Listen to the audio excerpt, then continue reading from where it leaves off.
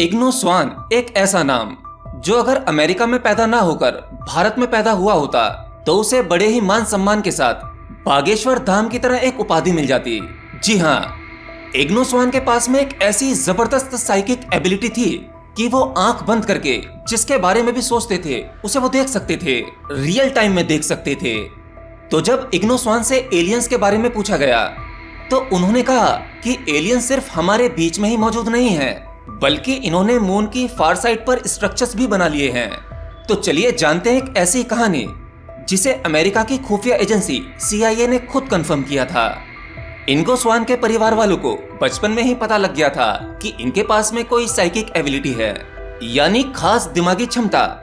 तो जब स्वान धीरे धीरे बड़ा हुआ तो वो अपनी क्षमता को लेकर तरह तरह के कुछ एक्सपेरिमेंट करने लगा, जैसे कि ESP का मतलब होता है एक्स्ट्रा सेंसेशनरी परसेप्शन। मतलब ये कुछ ऐसा होता है जिससे कि किसी का दिमाग भी पढ़ा जा सकता है। तो फिर क्या था, स्वान अपनी मर्जी से इस तरह के एक्सपेरिमेंट में हिस्सा लेने लगा। तो शुरू में रिसर्चर्स ने यह जानना चाहा कि क्या स्वान अपनी दिमागी क्षमता से पेड़ पौधों पर भी असर डाल सकते हैं या फिर आसपास के वातावरण का तापमान बढ़ा सकते हैं। और क्योंकि इस एक्सपेरिमेंट के रिजल्ट सेटिस्फैक्टरी थे तो स्वान के ऊपर रिसर्च आगे बढ़ाया गया। तो अब तैयारी होती है कुछ बड़ा करने की। तो 1970 की शुरुआत के समय अमेरिकी वैज्ञानिक साइकिक क्षमता वाले लोगों पर रिसर्च कर रहे थे और स्वान भी उस रिसर्च का हिस्सा थे। एक एक्सपेरिमेंट में स्वान की आंख पर पट्टी बांधकर एक बंद बॉक्स के अंदर पर्चे को पढ़कर बताना था कि उसमें क्या लिखा हुआ है। तो रिसर्चर्स ने स्वान से पूछा, इस बॉक्स के अंदर जो पर्चा रखा है उसमें पढ़कर बताओ क्या लिखा है। तब स्वान ने कहा कि मुझे कुछ भी दिखाई नहीं दे रहा है। रिसर्चर्स बहुत ज्यादा डिसअपॉइंट हो गए। फिर वो स्वान से कहते हैं, चलो कुछ और एक्सपेरिमेंट करते हैं। तभी स्वान कहते हैं कि आपका जो बॉक्स है उसके अंदर जो बल्ब लगा हुआ है वो फ्यूज हो गया है, इसलिए मुझे बॉक्स में कुछ भी दिखाई नहीं दे रहा, जिसकी वजह से मैं कुछ पढ़ नहीं पा रहा हूँ। रिसर्चर्स को लगता है कि ये हमें बेवकूफ बना रहा है। फिर जाकर उस बॉक्स की सील को खोला जाता है और बॉक्स को देखने के बाद रिसर्चर्स हैरान हो जाते हैं, उसमें लगा बल्ब वाकई में ही बंद था। और यहाँ जन्म होता है इग्नो स्वान जैसे एक अद्भुत व्यक्ति का। अब इस तरह के छोटे मोटे एक्सपेरिमेंट में कामयाबी पाने के बाद स्वान के चारों तरफ चर्चे होने लगे थे और फिर इसी दौरान उन पर नजर पड़ी स्टैनफोर्ड रिसर्च इंस्टीट्यूट की। अब जो ये SRI इंस्टीट्यूट था, स्पेस में दूर दराज की चीजों पर नजर रखना, यानी कुछ वैसा ही सैटर्न पे क्या चल रहा है, मून पे क्या चल रहा है या फिर मंगल पे क्या चल रहा है। तो अब जो इन लोगों का एक्सपेरिमेंट था उसे देखकर सच में यकीन नहीं होता कि ऐसा भी करना पॉसिबल है। और इतना ही नहीं, इस एक्सपेरिमेंट के एविडेंस भी मौजूद हैं। 1973 में SRI वाले इग्नो स्वान के पास जाकर कहते हैं, तुम्हें आंखें बंद करनी है और सीधा जुपिटर पर ध्यान लगाना है और वहां देखकर यह बताना है कि जुपिटर पे चल क्या रहा है। इग्नो स्वान ने साफ साफ मना कर दिया, मैं ये काम नहीं करूंगा, क्योंकि इग्नो स्वान का कहना था कि जिस चीज की कंफर्मेशन ना हो सके मैं वो काम नहीं करूंगा, क्योंकि मैं वहां जो कुछ भी देखता हूं उसे मैं साबित कैसे करूंगा। मैं नहीं चाहता कि दुनिया मुझे फ्रॉड समझे, इसीलिए मैं ये काम नहीं करूंगा। अब SRI इंस्टीट्यूट वाले स्वान से कहते हैं, तुम्हें इसकी चिंता करने की कोई जरूरत नहीं है। नासा ने वहां पर सैटेलाइट छोड़ रखे हैं जो जुपिटर पर होने वाली एक्टिविटी को ऑब्जर्व कर रहे हैं। तो जुपिटर के बारे में जो भी तुम बताओगे उसे हम कंफर्म तो कर ही लेंगे। तो फिर क्या था, स्वान ने जुपिटर पर जो भी कुछ देखा बाद में सैटेलाइट ने कंफर्म कर दिया। पर अब सवाल ये उठता है कि आखिरकार स्वान ने वहां पर क्या देखा। तो स्वान ने बताया कि इस ग्रह पर हाइड्रोजन है, इस पर उसके तूफान चल रहे हैं, यहाँ तक कि इस ग्रह के बादलों का रंग भी बता दिया, जो कि बिल्कुल सही थे। अब यहाँ पर कुछ लोग ये भी कह सकते हैं कि ये कौन सी बड़ी बात है, इसका अंदाजा तो कोई भी लगा लेगा, और कुछ तुक्का नाम की भी तो चीज होती है ना। सबको मालूम है एस्ट्रॉइड बेल्ट के बाहर जितने भी प्लैनेट्स हैं वो सभी गैसियस हैं, तो हाइड्रोजन गैस तो हर ग्रह पर मिल ही जाती है, और अगर गैस है तो तूफान भी होंगे। तो इतनी सारी एक्सप्लेनेशन बताने के लिए थोड़ा बहुत अंदाजा भी लगाया जा सकता है। तो स्वान के इस एक्सपेरिमेंट में इतनी बड़ी बात कौन सी थी जो उसे इतना बड़ा हीरो बना सकती थी। तो अब सुनो ध्यान से, स्वान ने जुपिटर पर केवल यही नहीं देखा था, बल्कि कुछ ऐसा भी देखा था जो बाकी किसी को नहीं दिखाई दिया। मतलब उस सैटेलाइट को भी नहीं दिखाई दिया, मतलब कि उस समय नहीं दिखाई दिया। तो चलो मैं बता देता हूँ कि स्वान ने वहां पर क्या देखा था। स्वान ने यह कहा कि उसे जुपिटर के चारों तरफ एक रिंग दिखाई दे रहा है, जैसा कि शनि ग्रह के चारों तरफ है। फिर स्वान ये भी बताते हैं कि जुपिटर का रिंग बहुत छोटा है, यानी अपने ग्रह के बहुत नजदीक है, जबकि शनि ग्रह का रिंग बड़ा है और अपने ग्रह से दूर भी है। अब यहाँ पर कमाल की बात यह थी कि पायनियर प्रोब ने 1973 और 1974 में जुपिटर के चारों तरफ किसी भी रिंग को नहीं देखा। हाँ, ये मैं उसी सैटेलाइट की बात कर रहा हूँ जो जुपिटर को ऑब्जर्व कर रहा था। पर 1979 में जब वॉयेजर 1 जुपिटर के पास से गुजरा तो फिर क्या था? हाँ, आपका अंदाजा बिल्कुल सही है, उसने जुपिटर का रिंग देख लिया। वैज्ञानिकों की क्यूरियोसिटी और बढ़ी, एक्सपेरिमेंट को आगे बढ़ाया गया और अब जो एंट्री होने वाली है वो है एलियंस की। इग्नोस्वान की जानकारी इतनी सटीक थी कि वो खास लोगों के कानों तक पहुंच गई। अब खास लोगों से मेरा मतलब आप समझ ही गए होंगे, यूनाइटेड स्टेट ऑफ गवर्नमेंट। 1975 के सुबह 3 बजे स्वान के पास एक फोन आता है। उनसे कहा जाता है कि वॉशिंगटन जाओ और म्यूजियम ऑफ नेचर हिस्ट्री में विजिट करो, जिसके सेंटर में एक हाथी की स्टैचू है और आपको उसके पास जाकर खड़ा होना है। आगे की जानकारी आपको वहीं मिलेगी। हाँ, ये कुछ फिल्मी जैसा ही लग रहा है, पर फिल्मों की कहानियां भी कहीं ना कहीं असल जिंदगी से प्रेरित होती हैं। तो फिर क्या था, इग्नोस्वान उसी जगह पर पहुंच जाते हैं जो जगह उन्हें बताई गई थी। ठीक समय पर एक रहस्यमय आदमी इग्नोस्वान के पास जाकर उन्हें एक कार्ड देता है, जिस कार्ड में लिखा था कुछ मत बोलना, कोई सवाल मत पूछना, ये हम दोनों की सुरक्षा के लिए बहुत जरूरी है, चुपचाप मेरे पीछे पीछे चलो। ये दोनों म्यूजियम के बाहर एक कार तक पहुंचते हैं जहां एक और मिलिट्री मैन खड़ा था। वो भी इग्नोस्वान को एक कार्ड देता है जिसमें वही लिखा था कुछ मत बोलना, मुझे तुम्हारी तलाशी लेनी है कि कहीं तुम्हारे पास कोई लिसनिंग या स्पाई डिवाइस तो नहीं है।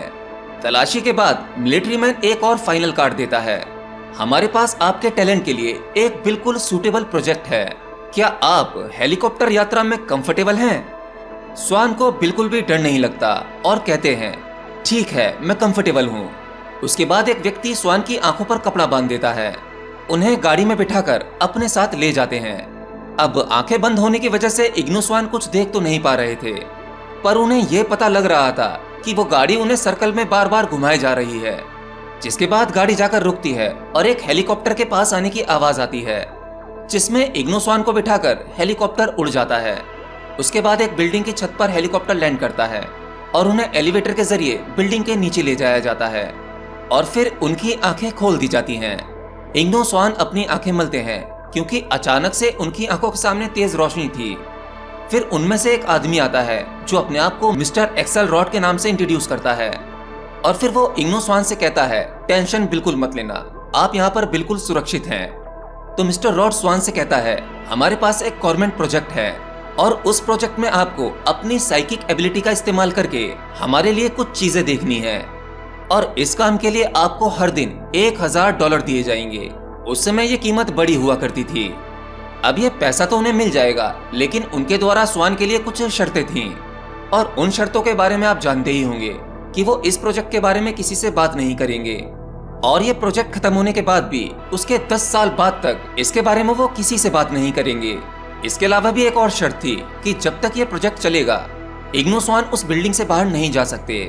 उन्हें जरूरत की जो भी चीज चाहिए वो सब कुछ उस बिल्डिंग के अंदर ही उन्हें मिलेगा।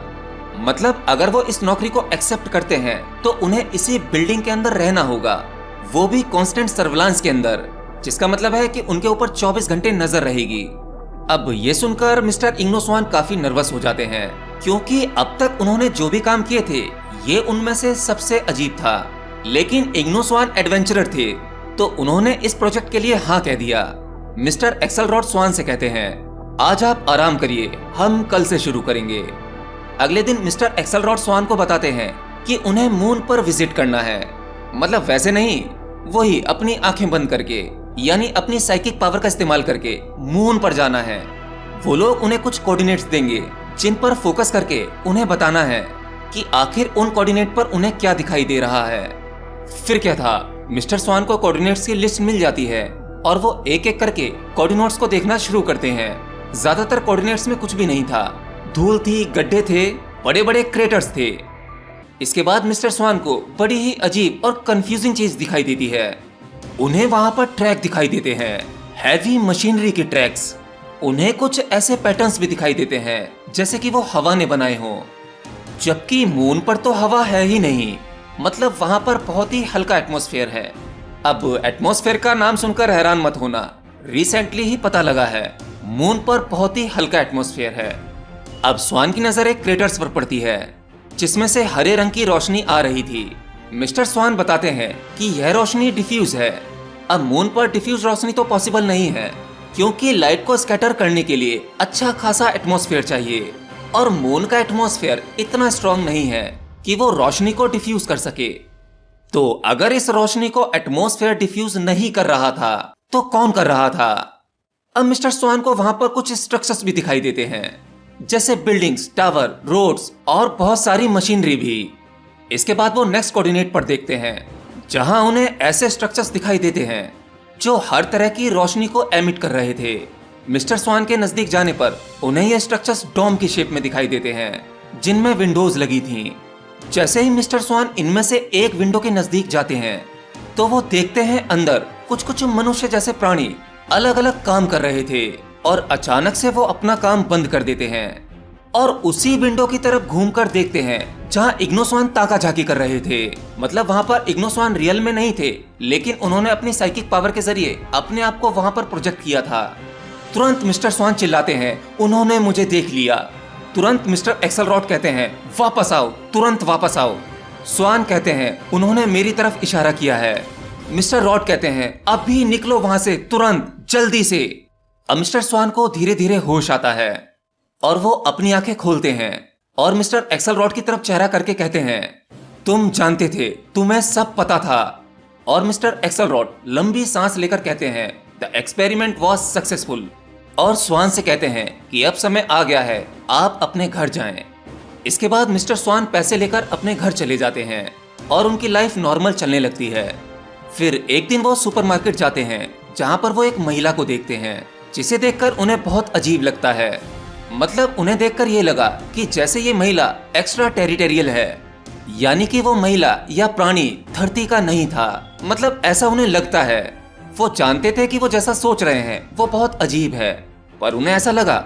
अब मिस्टर स्वान बहुत ज्यादा घबरा जाते हैं और वहां से भागकर अपने घर चले जाते हैं, जहां उन्हें फिर से एक फोन आता है जिसमें उनसे कहा जाता है, ग्रैंड सेंटर पहुंचो, जितना जल्दी हो सके उतना जल्दी पहुंचो। अब स्वान वहां पर पहुंच जाते हैं और वहां फिर से मिस्टर एक्सेलरॉड का एक एजेंट वहां उन्हें मिलता है, जो एक फोन पर मिस्टर एक्सेलरॉड की उनसे बात कराता है। तभी मिस्टर एक्सेलरॉड स्वान से पूछते हैं, आपने उस महिला से क्या बात की? मतलब मिस्टर एक्सेलरॉड हर तरह का सवाल पूछते हैं। क्या वो उसे जानते हैं? क्या तुमने उसे पहले कभी देखा था? क्या उस महिला ने उनका पीछा किया? क्या उनकी उनसे कोई बात हुई? स्वान उनके सारे सवालों का बिल्कुल सही सही जवाब दे देते हैं। अब मिस्टर एक्सेलरॉड स्वान से कहते हैं, जितना हो सके उस महिला से दूर रहना, वो महिला बहुत खतरनाक है। उसके बाद मिस्टर एक्सेलरॉड स्वान से कहते हैं कि आप 2-3 दिन के लिए फ्री हैं, मेरे पास आपके लिए कुछ काम है। इसी दौरान मिस्टर एक्सेलरॉड अगला सवाल जो स्वान से पूछते हैं कि क्या आपने यूएफओ देखा है? इसके बाद वो मिस्टर स्वान को लेकर एयरपोर्ट पहुंचते हैं। यहाँ उन्हें एक प्राइवेट जेट पर बिठाकर अलास्का ले जाया जाता है। इसके बाद वो एक अंधेरी रात में बर्फीली सतह पर गाड़ी चलाते हुए आगे बढ़ रहे थे।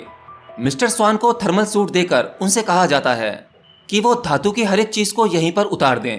अब एक मिलिट्री पर्सन मिस्टर एक्सेलरॉड और मिस्टर स्वान एक लेक के पास पहुंचते हैं, यानी एक नदी के पास पहुंचते हैं, और मिस्टर एक्सेलरॉड स्वान से कहते हैं बिल्कुल चुप रहना और बस ऑब्जर्व करते रहना, क्योंकि वो हीट, मोशन और नॉइस को बहुत जल्द पकड़ लेते हैं। मिस्टर स्वान हैरान होकर पूछते हैं, वो कौन वो? फिर एक्सेलरॉड कहते हैं, बस चुप रहो। फिर एक अजीब सी क्रिया शुरू हुई जिसमें मिस्टर स्वान को कुछ भी दिखाई नहीं दे रहा था। उन्हें बस चारों तरफ फॉग दिखाई दे रहा था। फिर अचानक से उन्हें लेक में से रोशनी नजर आती है। उसके बाद उन्हें नदी में से निकलता हुआ एक ट्रायंगुलर स्पेसक्राफ्ट दिखाई देता है। तभी मिस्टर एक्सेलरॉड कहते हैं, हमें यहाँ से जाना होगा, तुरंत जाना होगा। लेकिन मिस्टर स्वान ये अजीब चीजें देखकर डर के मारे एक जगह जम जाते हैं। तब उन्हें खींच के वहां से अलग ले जाया जाता है। मिस्टर स्वान ये भी कहते हैं कि यह स्पेसक्राफ्ट जमीन से पानी खींच रहा था। उसके बाद वहां से सब निकल जाते हैं और एयरपोर्ट पर पहुंचकर मिस्टर स्वान एक्सेलरॉड से कहते हैं, मुझे पता लग गया है कि वहां पर क्या चल रहा है। तो इस बात पर मिस्टर एक्सेलरॉड ने ना तो स्वान की बात को डिनाई किया और ना ही अग्री किया।